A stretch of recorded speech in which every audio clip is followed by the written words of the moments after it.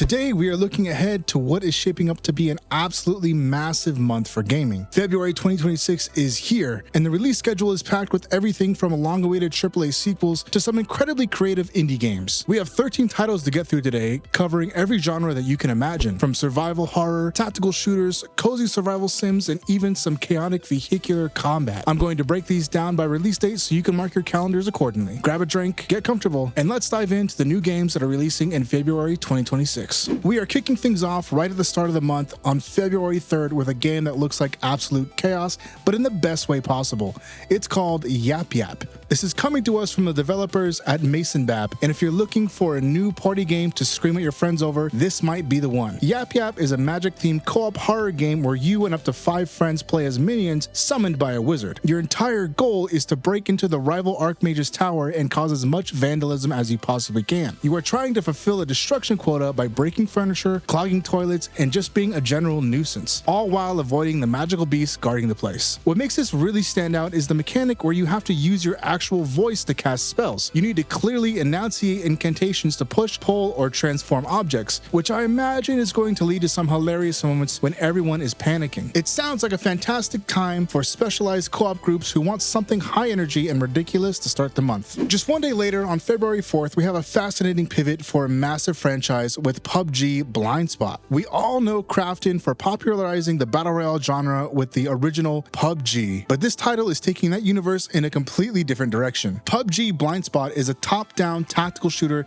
that shifts the focus from 100-player survival to intense 5v5 competitive matches. The developers are building this on the foundation of clever positioning and tight teamwork, moving away from the pure twitch reflexes that emphasize strategy. You will select unique agents with distinct gadgets and roles, which sounds a bit more like a hero shooter than the scavenging gameplay we are used to. The isometric perspective introduces a fog of war mechanic, meaning you really have to communicate with your squad to keep track of enemy movements. It is really cool to see them expand on the PUBG IP into something that rewards tactical planning so heavily. And since it's launching as a free-to-play early access title, there is no barrier to jumping in and trying it out. On February 5th, we have a huge day with 2 major releases catering to very different audiences. First up is the return of the Massacre legend Nioh 3. Team Ninja has been on an absolute rollover the last decade. Between the first 2 Nioh games, Wulong, Fallen Destiny, and The Rise of the Ronin, they have firmly established themselves as masters of high-speed technical combat. Nioh 3 looks to expand that formula significantly by introducing expansive open-field environments, moving away from the purely mission-based structure of the previous entries. The story follows a younger warrior destined to become the Shogun, fighting through a demon-infested vision of historical Japan. The combat has always been the star of the show here,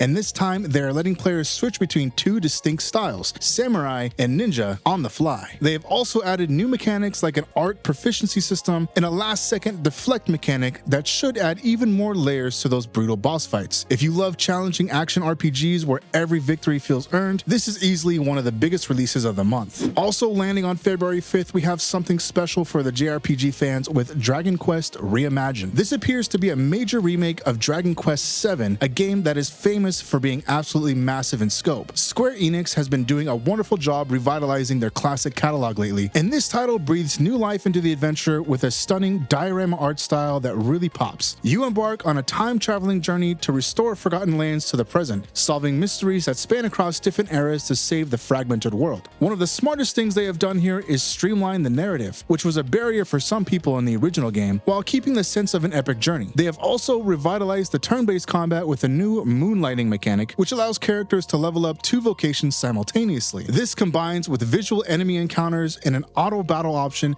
to make the experience much smoother for modern audiences. It looks like the perfect way to experience a classic story with all the modern quality of life features we expect today. Moving on to February 6th, we are shifting gears, literally, to Carmageddon Rogue Shift. The Carmageddon series has a long, controversial history dating back to the 90s. Known for its over-the-top violence and vehicular mayhem, the developers of 34 Big Things are reinventing the legacy for the modern era by turning it into a vehicular combat roguelite. The setting is a post-apocalyptic world overrun by zombies called the Wasted, and you are driving a rust bucket vehicle armed with makeshift weaponry to survive. The gameplay loop sounds incredibly addictive, combining arcade-like racing with visceral physics-based destruction. You will have access to over 80 perks and 13 weapon classes to craft outrageous synergies, which is exactly what you want in a roguelite. They have also implemented dynamic weather in a day-night cycle that actually changes the behavior of the infested hordes, making them more aggressive at night. It sounds like a brutal, adrenaline-filled experience that honors the spirit of the original games while adding that one more run addictive quality. A few days later, on February 10th, we take a dive into the survival horror genre with Crisol Theater of Idols. This is coming from an indie team that has created a really unique setting. It's a first-person shooter set in a nightmarish reimagining of Spain. You play as Gabriel, a soldier captured by a religious cult on the cursed island of Terra. You have to navigate these labyrinthine streets and uncover dark secrets while battling enemies that look like living statues. The mechanic that really caught my eye here is how they handle ammunition. In this game, your own blood serves as your ammo. This creates a really intense risk-reward system where every shot you take literally drains your vitality, forcing you to constantly balance your offensive power against your health. It is a high-stakes spin on resource management that should make the exploration feel incredibly tense. If you enjoy horror games that force you to make desperate decisions, this is one to watch. On February 13th, we have another horror title, but this one focuses on atmosphere and cooperative tension. It's called Reanimal. This game is developed by Tarsier Studios, and you will almost certainly recognize their style because these are the creators behind the Little Nightmare series. They are masters at creating that unsettling, tiny person in a big scary world vibe. In Reanimal, you play as a brother and sister trying to escape a hellish version of their island home and rescue their missing friends from grotesque monstrosities. While Little Nightmares was largely a solo experience, this game is designed specifically with co-op in mind. They utilize a shared camera system to maximize the tension and claustrophobia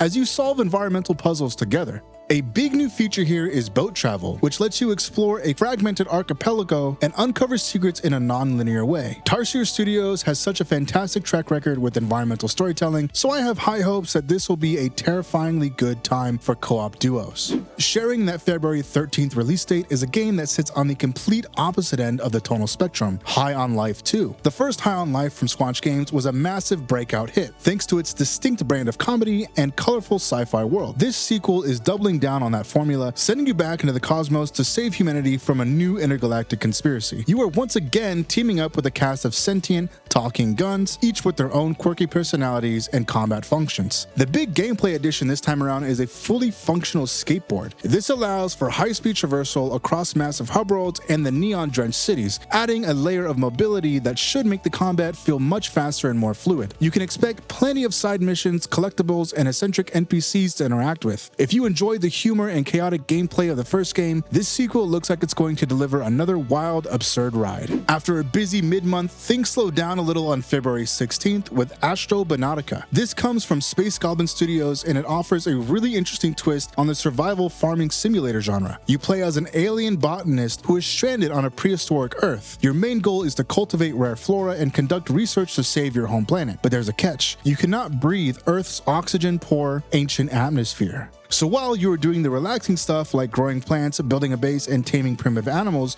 you also have this survival layer where you need to manage your CO2 levels. It challenges you to use your advanced alien knowledge to thrive in a lush open world that is actually hostile to your biology. It looks like a great blend of cozy farming mechanics with just enough scientific survival elements to keep things engaging. On February 17th, we have a treat for strategy fans with Norse Oath of Blood. This is a turn-based tactics game set in a gritty historical recreation of Viking Age Norway. You play as Gunnar, a young warrior seeking vengeance for his father's murder, leading a warband across a harsh landscape. What is really cool here is that the narrative is written by Giles Christian, who is a well-known author of historical fiction, so we can expect the storytelling to be grounded and authentic. The gameplay combines XCOM-style tactical combat, where things like elevation and flanking are crucial, with a strategic layer of village management and alliance building. There is also a permanent death system for your warriors, meaning every decision you make on the battlefield carries lasting consequences for your warband. If you like your strategy games to have high stakes and a strong narrative backbone, this looks incredibly promising. Then on February 19th, the master of stealth returns in Styx Blades of Greed. Styx has been around for a long time now, starring in Master of Shadows and Shards of Darkness. He is a cynical, foul-mouthed goblin assassin, and this time he is leading his own crew aboard a zeppelin to steal a magical resource called quartz. This new resource grants him powerful abilities like time shift and and mind control, which opens up a whole lot of creative ways to tackle problems. The developers are emphasizing freedom and verticality in this entry. You have large open environments like the Elven capital and Orcish villages, and you can traverse them using a glider and a grappling hook. The game features a Metroidvania-style progression system, so you will be unlocking new areas as you get new gear. Plus, they have added cooperative play so you can finally coordinate intricate stealth takedowns with a friend, which is something fans have wanted for a long time. Heading toward the end of the month, on February 24th, we have a beautiful indie title called Emberbane. This is a Metroidvania action platformer from Hamlet Games, and they cite Avatar: The Last Airbender as a major inspiration for the gameplay mechanics. You play as Ophelia, a warrior who masters the four elements: fire, ice, earth, and storm. The combat is focused on fluid, high-octane action where you mix and match these elemental abilities to exploit enemy weaknesses. The story is a tale of vengeance inspired by Hamlet, set in the ruined king of Elsinore. You will be traversing diverse environments, solving puzzles, and discovering relics that let you customize your playstyle. It promises multiple endings and challenging legacy bosses, so it seems like there's plenty of depth here for fans of the genre who enjoy smooth combat and atmospheric storytelling. Finally, closing out the month on February 26th, we have arguably the biggest name on this list, Resident Evil Requiem. Capcom is bringing back two fan-favorite characters, intertwining the stories of FBI agent Grace Ashcroft and the legendary Leon S. Kennedy. The game is set at the condemned Wrenchwood Hotel, where you are investigating a series of strange deaths. The gameplay structure is really interesting because it switches between two very different styles. Grace's sections are more first-person and focused on stealth and tension, while Leon's sections bring that familiar third-person, action-heavy combat we know and love. It feels like they are trying to bridge the gap between the classic survival horror resource management and the modern action era. There is a blood crafting system for Grace, and the visuals are looking spectacular with full ray tracing support, bringing the decaying remnants of Raccoon City to life. It is a bold direction for the franchise and looks like the perfect way to cap off an incredible month of gaming. And that is your lineup for February 2026. From the chaos of Yap Yap to the horrors of Resident Evil, there is seriously something here for everyone this month. I want to know which games you are most excited about. Are you diving into the tactical action of PUBG, or are you ready to lose 100 hours in Dragon Quest? Let me know down in the comments below. If you found this video helpful for planning your gaming schedule, please hit that like button and subscribe so you don't miss our reviews of these games when they launch. Thank you so much for watching, and I will see you in the next one.